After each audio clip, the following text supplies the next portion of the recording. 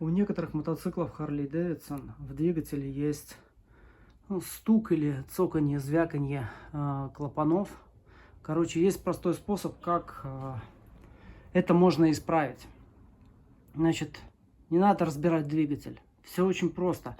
Практически у каждого в гараже есть нормально работающий двигатель Harley Davidson.